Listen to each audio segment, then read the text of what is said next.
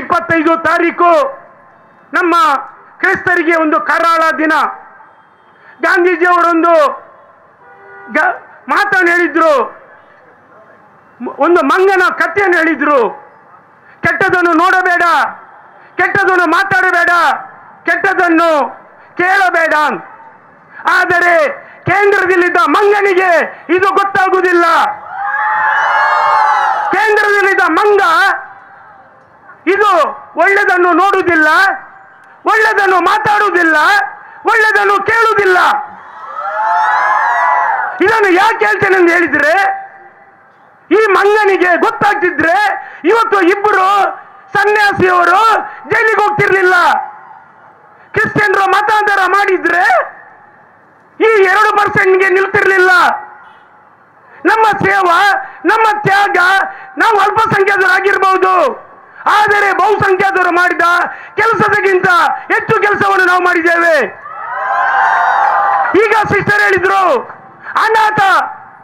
ಅನಾಥರಿಗೆ, ಭೂಕಂಪದವರಿಗೆ, ನಿರ್ಗತಿಕರಿಗೆ, ನಿರಾಶ್ರಿತರಿಗೆ ಮನೆ ಕೊಡುವವರು ನಾವು, ಅವರ ಆರೋಗ್ಯವನ್ನು ನೋಡುವವರು ನಾವು. ಆದರೆ ನಮಗೆ ಮತಾಂತರದ ಒಂದು ಪಟ್ಟಿ. ಮೊನ್ನೆ ಸಿಸ್ಟರ್ಗಳು ಮತಾಂತರ ಮಾಡ್ತಾರೆ ಅಂತ ಹೇಳಿ ಅವರ ಮೇಲೆ ಗೂಬೆ ಕೊಡಿಸಿದ್ರು. ನಾವು ಯಾರಿಗೆ ಮತಾಂತರ ಮಾಡುದು? ನಮ್ಮ ಮನೆಯವರಿಗೆ ನಾವು ಮತಾಂತರ ಮಾಡುದಾ? ಮಾನವ ಕಳ್ಳ ಸಾಗಣೆ, ನಮ್ಮ ಮನೆಯವರಿಗೆ ನಾವು ಕಳ್ಳ ಸಾಗಣೆ ಮಾಡುದಾ? ಈಗ ತಾನೇ ಸ್ಟ್ಯಾನಿಲ್ ಒಬ್ಬರವರು ಹೇಳಿದ್ರು,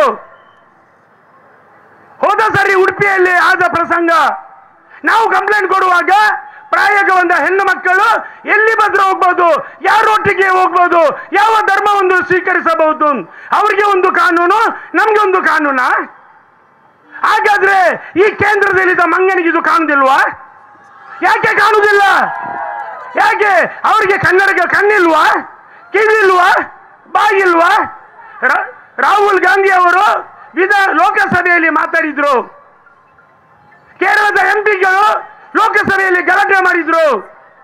ಅದೇ ರೀತಿ ವಂದನಾ ಕ್ಯಾರೆಟ್ ಹಾಗೇನೆ ಜಾನ್ ಬ್ರಿಟಸ್ ಅವರು ಜೈಲಿಗೆ ಹೋಗಿ, ಹಾಗೇನೆ ಕೇರಳದ 5 ಎಂಪಿಗಳು ಜೈಲಿಗೆ ಹೋಗಿ ಅವರು ಹೋರಾಟ ಮಾಡಿದ್ರು.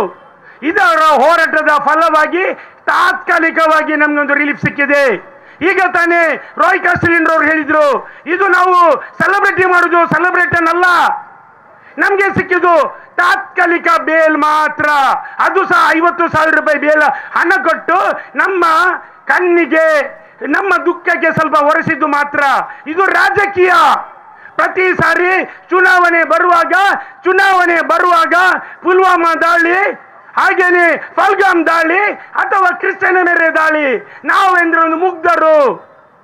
ನಮ್ಮ ಮುಗ್ಧತೆಯನ್ನು ಪ್ರಶ್ನಿಸಿ ನಮ್ಮನ್ನು ಇವರು ಉಪದ್ರ ಮಾಡುವುದು. ಈಗ ತಾನೇ ಸಿಸ್ಟರ್ ಹೇಳಿದ್ರು, ನಾವು ಒಂದು ಕಿಡಿ ಇಡೀ ದೇಶವನ್ನು ಹುಟ್ಟಿಸುತ್ತದೆ. ಹಾಗೇನೆ ನಾವು ಹರಿಯುವ ಒಂದು ನೀರು, ನಾವೀಗ ಕಟ್ಟಿ ನಿಂತಿದ್ದೇವೆ. ಈ ನಮ್ಮ ಅಣೆಕಟ್ಟು ಹೊಡೆದು ಹೋದ್ರೆ ನಿಮ್ಮನ್ನೆಲ್ಲ ಕೊಚ್ಚಿಕೊಂಡು ಹೋಗ್ತೇವೆ. ಹೆದರಬೇಡಿ, ನೀವು ನೆನೆಸಬೇಡಿ, ನಿಮ್ಮನ್ನು ಬಿಡುತ್ತೇವೆ ಅಂತ ಹೇಳಿ. ಆದುದರಿಂದ ಕೇಂದ್ರ ಸರ್ಕಾರಕ್ಕೆ ನಾವು ಒತ್ತಾಯಿಸ್ತೇವೆ, ಇಷ್ಟೇ ನಿರಪರಾಧಿಯಾದ ಸಿಸ್ಟರ್ಗಳನ್ನು, ಅವರ ಮೇಲಿದ್ದ ಎಲ್ಲ ಕೇಸ್ಗಳನ್ನು ತೆಗೆಯಬೇಕು, ಅವರನ್ನು ನಿರಪರಾಧಿಯಾಗಿ ಸಾಬೀತು ಮಾಡಬೇಕು, ಅವರಲ್ಲಿ ಚಾರ್ಜ್ ಶೀಟ್ ಆಗುವಾಗ ಬಿ ರಿಪೋರ್ಟ್ ಹಾಕಿಸಬೇಕು. ಇದು ನಮ್ಮ ಒತ್ತಾಯ. ಖಾಲಿ ನೀವು ಕಣ್ಣೊರೆಸುವ ಕೆಲಸವನ್ನು ಮಾಡಬೇಡಿ, ಚುನಾವಣೆಗೋಸ್ಕರ ಈ ಕೆಲಸವನ್ನು ಮಾಡಬೇಡಿ. ಆದುದರಿಂದ ಮಾತಾಡಲಿಕ್ಕೆ ತುಂಬಾ ಉಂಟು, ಆದರೆ ನನಗೆ ಕೊಟ್ಟ ಸಮಯ ಮುಗಿತಾ ಬಂತು. ಆದುದರಿಂದ ನಾವು ಈ ಸಮಯದಲ್ಲಿ ನಾನು ಧನ್ಯವಾದವನ್ನು ಹೇಳಲೇಬೇಕು. ಯಾಕೆಂದು ಹೇಳಿದ್ರೆ, ನಮ್ಮ ಕೇರಳದ 5 ಎಂಪಿಗಳು, ವಂದನಾ ಕ್ಯಾರೆಟ್ ರವರು, ಜಾನ್ ಬ್ರಿಟಸ್ ರವರು ನಮಗೋಸ್ಕರ ಲೋಕಸಭೆಯಲ್ಲಿ ಮಾತಾಡಿದ ರಾಹುಲ್ ಗಾಂಧಿ ಮತ್ತು ಅವರ ಪಂಗಡದವರಿಗೆ ನಾನು ಧನ್ಯವಾದ ಹೇಳಬೇಕು.